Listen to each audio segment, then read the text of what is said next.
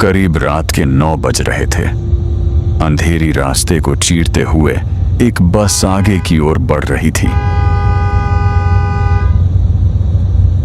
बस के अंदर देखकर लग रहा था कि सिर्फ एक ही पैसेंजर बाकी है।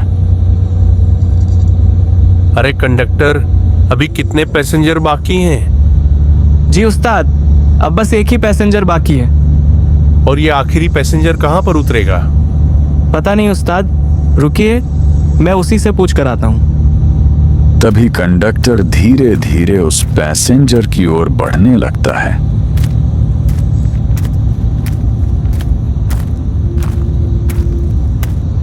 अरे ओ लड़के, उठ जा,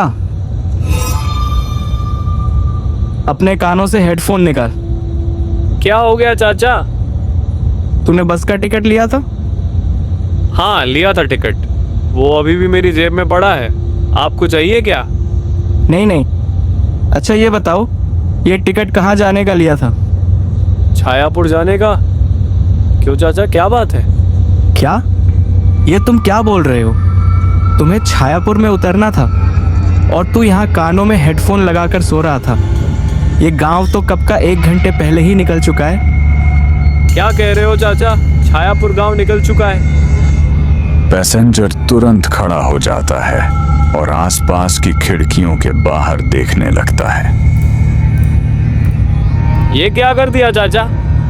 जब छायापुर आया था तो आपको बोलना चाहिए था ना।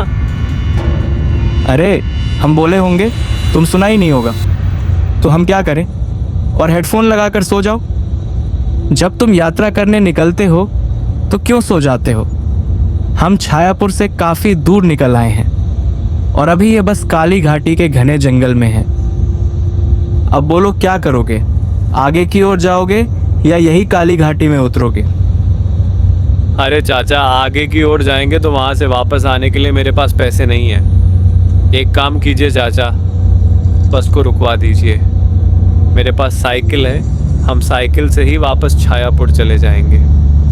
ठीक है, अपना रिस्क लेकर उतरना, क्योंकि पिछले 10 सालों से मैंने कभी भी इस काली घाटी के जंगल में बस नहीं रोकी है। तो मेरी यही राय है कि इस जंगल में मत उतरो। अगले बस स्टेशन पर रुककर सुबह होते ही वहां से निकल जाना। वैसे भी तुम्हारे पास साइकिल भी है।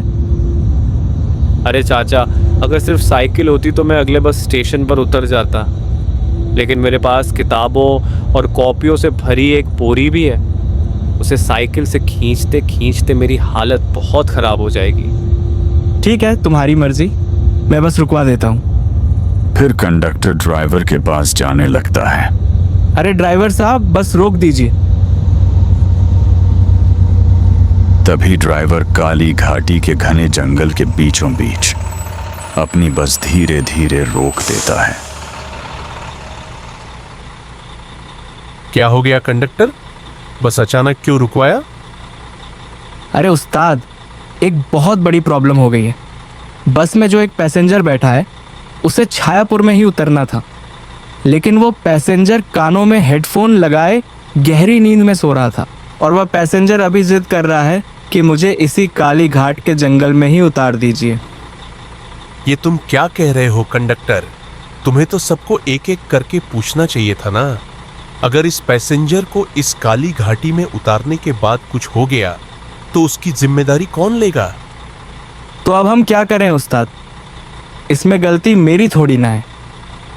मैंने तो सबको चिल्लाकर कह दिया था कि छायापुर बस आ गया है। अगर वही कानों में हेडफोन लगाकर सो जाए तो इसमें मेरी गलती थोड़ी ना है।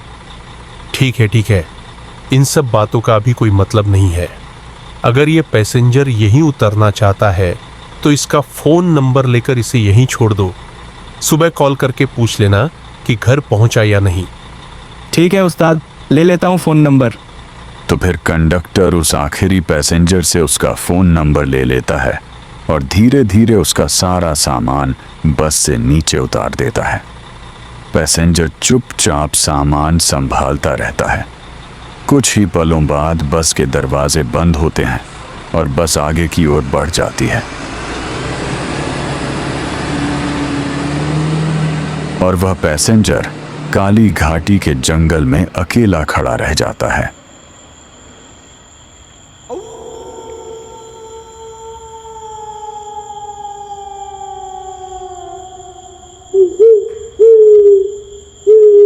आसपास के जानवरों की आवाजें उस काली घाटी के जंगल को और भी भयानक बना रही होती हैं।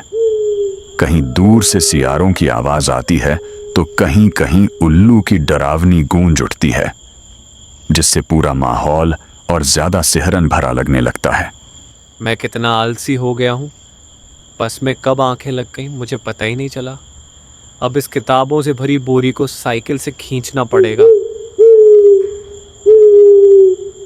मेरी माँ ठीक ही बोल रही थी कि शाम को रूम खाली मत करो, लेकिन मैंने सुना ही नहीं। अगर माँ की बातें सुन लेता तो इस सुनसान रोड पर नहीं फंसता। चलो, कम से कम मेरे पास साइकिल तो है। रात भर में गांव पहुंच ही जाएंगे। इतना कहकर राजू अपनी साइकिल के पीछे बोरी रख देता है और पैदल ही अपने गांव की ओर लौट पड़ता है। दरअसल राजू पिछले 6 वर्षों से पटना में रहकर सरकारी नौकरी की तैयारी कर रहा था। उसकी तैयारी अब पूरी तरह से हो चुकी थी।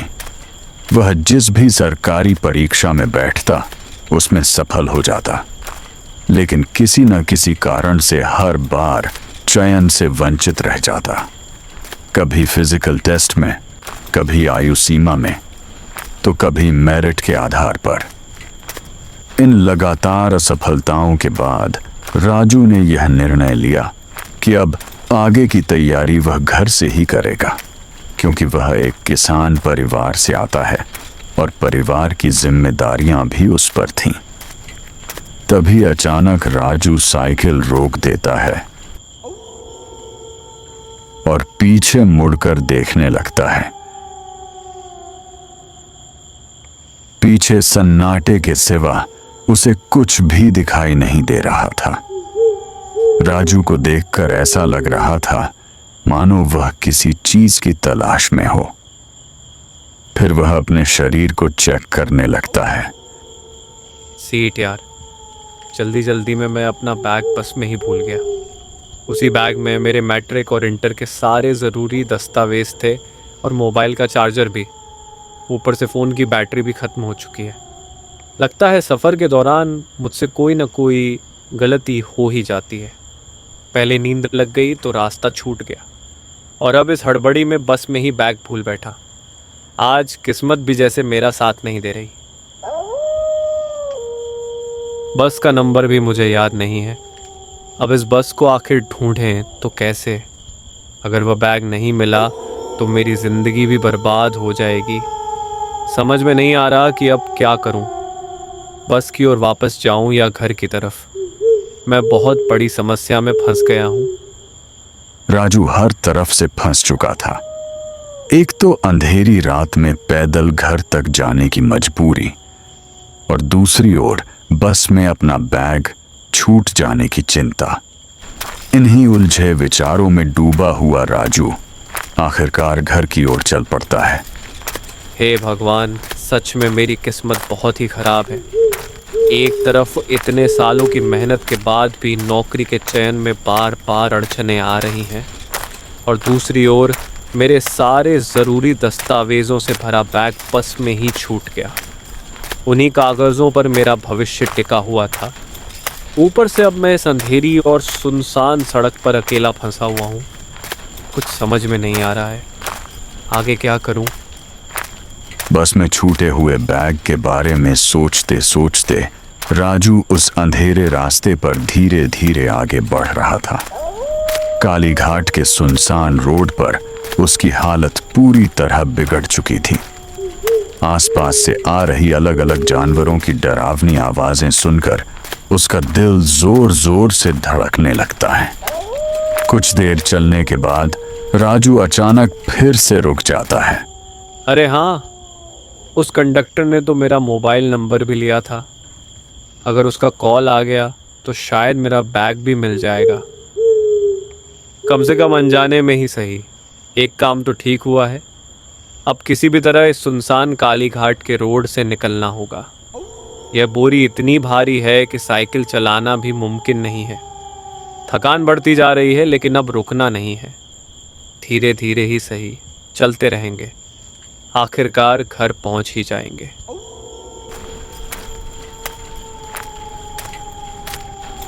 राजू के चेहरे पर बैग मिलने की हल्की सी उम्मीद झलकने लगती है। उसके मन में यह भरोसा लगने लगता है कि कंडक्टर का कॉल जरूर आएगा और उसका बैग उसे वापस मिल ही जाएगा। उसी बैग में उसके भविष्य से जुड़े सारे जरूरी कागज थे। इसी उम्मीद के सहारे उसकी थकान कुछ कम होने लगती है और वह मन ही मन खुद को संभालता हुआ अपने घर की ओर तेजी से कदम बढ़ा देता है, मानो हर कदम उसे राहत के थोड़ा करीब ले जा रहा हो। चलते चलते राजू एक बार आसमान की ओर नजर उठाकर देखता है। लगता है आज बारिश होने वाली है। हे प्रभु, मेरी रक्षा करना। आसमान की ओर नजर उठाते ही साफ महसूस हो रहा था कि आज बारिश जरूर होने वाली है।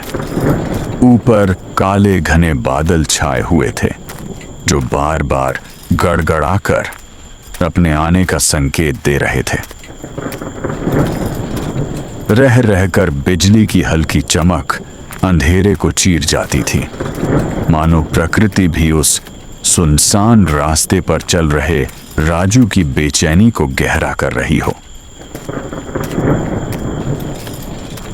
चलते चलते अचानक राजू की साइकिल पर लदी बोरी नीचे गिर जाती है। साइकिल हल्का होते ही वह पीछे मुड़कर देखने लगता है और तुरंत रुक जाता है। सामने जमीन पर पड़ी बोरी को देखकर वह चौंक जाता है। यह बोरी नीचे अपने आप कैसे गिर गई? राजू आसपास नजर दौड़ाता है, लेकिन वहां दूर दूर तक सन्नाटे के सिवा कुछ भी दिखाई नहीं देता। जब राजू साइकिल के पीछे ध्यान से देखता है तो उसे वहां बंधी हुई रस्सी टूटी हुई दिखाई पड़ती है। अच्छा, रस्सी टूट गई है। अब मैं रस्सी कहां से लाऊं?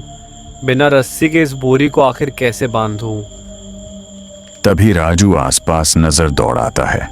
उसे पास ही एक झोपड़ी दिखाई देती है। शायद वहां कोई झोपड़ी है, जाकर देखता हूं। क्या पता वहां से बांधने के लिए कुछ मिल जाए। इस सुनसान रास्ते में और कोई सहारा भी तो नहीं है। उम्मीद है कोई मदद मिल जाए। तभी राजू सब कुछ छोड़ छाड़ कर उस घर की ओर धीरे धीरे बढ़ने लगता है। उसके मन में बस यही उम्मीद होती है कि शायद वहां बोरी बांधने के लिए कोई रस्सी या काम आने वाली चीज मिल जाए। सुनसान रास्ते और अंधेरे माहौल के बीच वही घर उसे एकमात्र सहारा नजर आता है, इसलिए वह हल्की घबराहट के साथ भी हिम्मत जुटाकर उसकी ओर कदम बढ़ा देता है। अरे, इस घर में कोई है क्या? अरे बोलो, कोई है घर में? दरवाजा तो खुला ही है। चलो एक बार अंदर जाकर देख लेता हूं कि इस घर में कोई है या नहीं। झोपड़ी का दरवाजा खुला देखकर राजू उसके अंदर जाने लगता है। उस घर के अंदर उसे अपने जैसी ही एक साइकिल रखी हुई दिखाई देती है, लेकिन असली हैरानी तो तब होती है जब वह देखता है कि उस साइकिल के बगल में एक बोरी भी रखी हुई है जो बिल्कुल उसकी बोरी जैसी ही लग रही थी। अरे, ये तो बिल्कुल मेरी साइकिल और बोरी जैसी ही दिख रही है। ऐसा कैसे हो सकता है? शायद ये महज एक इत्तेफाक भी हो सकता है। तभी पीछे से अचानक एक आवाज सुनाई देती है। तभी राजू धीरे धीरे पीछे मुड़कर देखता है। जैसे ही उसकी नजर सामने पड़ती है, वह सन्न रह जाता है। जो दृश्य उसके सामने होता है उसे देखकर उसके पैरों तले जमीन खिसक जाती है और उसकी सांसें थम सी जाती हैं। अरे, मैं ये क्या देख रहा हूँ? ये तो मेरी ही तस्वीर है। मेरा फोटो इस दीवार पर क्यों टंगा हुआ है? ऐसा कैसे हो सकता है? दीवार पर अपनी ही तस्वीर देखकर राजू घबरा जाता है। जैसे ही उसकी नजर नीचे टेबल पर पड़े कैलेंडर पर पड़ती है, उसकी हालत और भी खराब हो जाती है। कारण यह था कि उस कैलेंडर में आज की तारीख नहीं बल्कि 50 साल बाद की यानी 2076 की तारीख अंकित थी। ऐसे कैसे हो सकता है? डायरेक्ट 50 साल आगे मैं यहाँ कैसे पहुँच गया हूँ?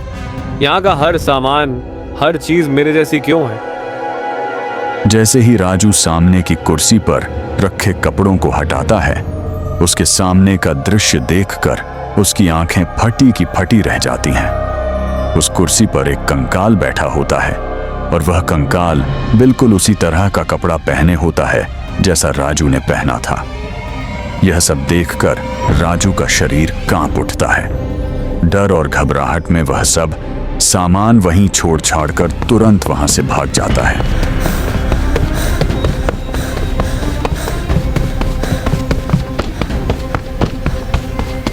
काफी देर तक भागने के बावजूद राजू फिर उसी घर के सामने पहुंचकर रुक जाता है। उसके शरीर में अब भी डर की हलचल है, लेकिन लगता है जैसे कोई अदृश्य शक्ति उसे वहीं रोक रही हो। हर तरफ सन्नाटा है और अंधेरा घना, और ऐसा महसूस होता है कि कोई छलावा, कोई अदृश्य छाया उसे पकड़ ही लिया है। राजू फिर से दौड़ने की कोशिश करता है। इस बार वह अपने डर और घबराहट को पीछे छोड़ते हुए काफी तेजी से भागता है। हर कदम के साथ उसकी धड़कन तेज होती जाती है और ऐसा लगता है कि जैसे हर मिनट, हर सेकंड किसी अदृश्य खतरे से बचने की दौड़ है। उसके पैर जमीन को जोर से थपथपाते हैं। इस बार दौड़ते दौड़ते राजू का पैर लड़खड़ा जाता है। वह संतुलन खो बैठता है और रास्ते में पड़े एक बड़े पत्थर से टकराकर मुंह के बल जमीन पर गिर पड़ता है। दर्द के कारण वो जोर जोर से चिल्ला उठता है। अरे क्या हुआ? इतना चिल्ला क्यों रहे हो? मैं बस में हूँ और मेरा पैर। हाँ, तुम अभी बस में हो, छायापुर पहुंच गए हैं। तुम्हें उतरना है तो उतर जाओ। ठीक है, अभी नीचे उतर रहा हूँ।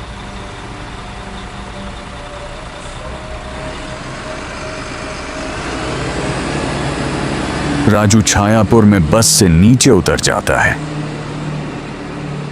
लेकिन उसके मन में भय ने ऐसा स्थान बना लिया था, उसकी हालत पूरी खराब हो चुकी होती है। थैंक गॉड, ऊपर वाले का आशीर्वाद है कि मैं ठीक हूँ। अब से यात्रा करते समय मैं कभी भी हॉरर वीडियो नहीं देखूंगा।